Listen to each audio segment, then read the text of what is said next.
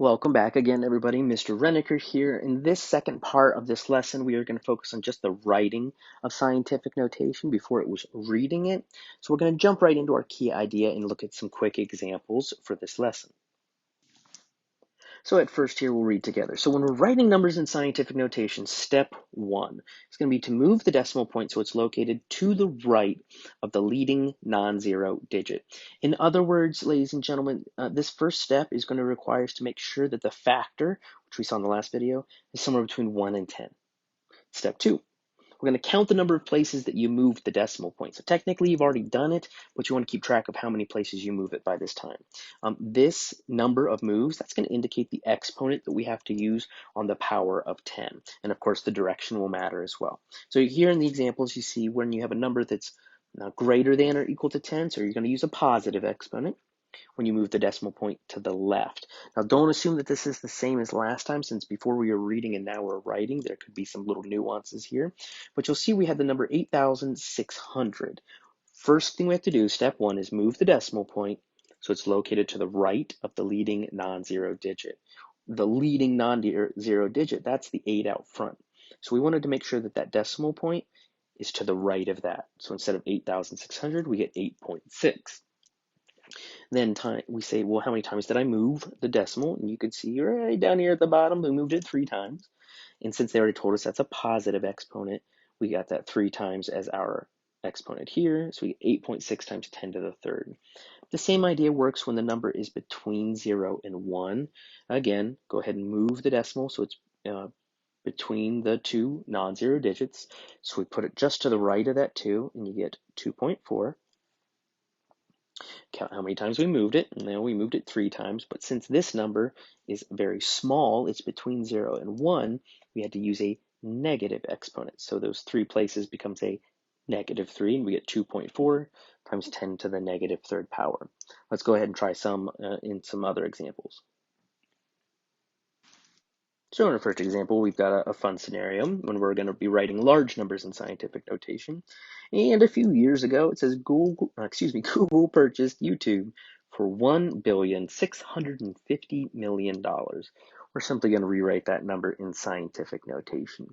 So the first thing we have to do is take a look at that decimal, which actually appears to be a period here, but it's the same idea. And we're going to make sure that that decimal moves to the right of the very first non-zero digit. So we take that decimal and go once, twice, 3 times, 4, 5, 6, 7, 8, 9 times. But then we see that we are only going to keep the non-zero digits, which are right here.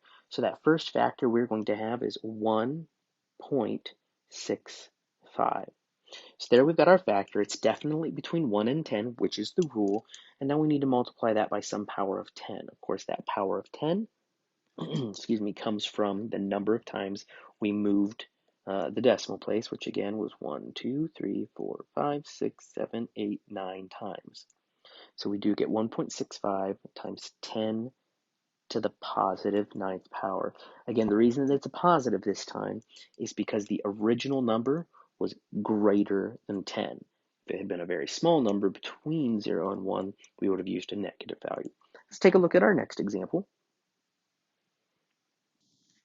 where we're going to write small numbers in scientific notation. So it says in 2004, the 2004 Indonesian earthquake slowed the rotation of the Earth. It was so strong, making it the length of the day 0.0000268 seconds shorter. We're going to write that number in scientific notation. Pretty interesting fact that the earthquake was so strong, it slowed the rotation of the Earth. Of course, many of you are saying, well, obviously not by very much, but still to slow an entire planet is quite the feat here. But we know that this time we're still going to use the same idea. We're going to move that decimal point just to the right of the first non-zero digit, going once, twice, 3 times, 4 times, 5 times, 6 times it took us.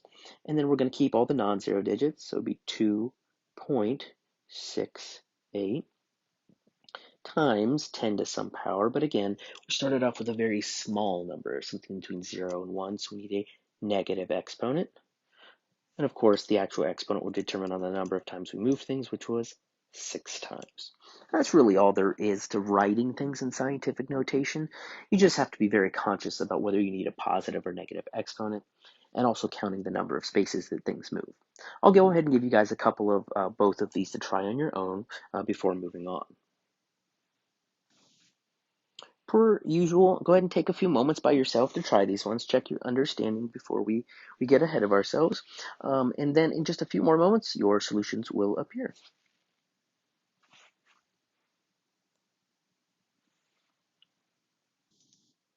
And here you go. Number 1 is 5 times 10 to the 4th. Number 2 was 2.5 times 10 to the 7th. Number 3 is 6.83 times 10 squared, or 10 to the 2nd power. Number 4 should have been 5 times 10 to the negative 3rd. Before going on, if you had 5.0 thinking you still needed a decimal point, you weren't necessarily wrong, but the point 0 is not necessary when it's just a whole number like that. Number 5 was 3.3 times 10 to the negative 7th.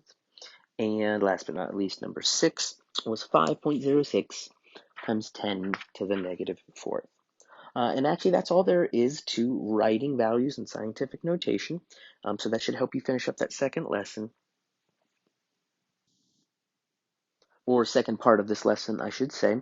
In our actual next lesson, though, we're going to learn how we can use numbers that are written in scientific notation and actually do a whole different set of operations, adding, subtracting, multiplying, and dividing with those scenarios. But for now, good luck with the assignment. Reach out to me via email if you need extra help. And as always, I'll see you next time.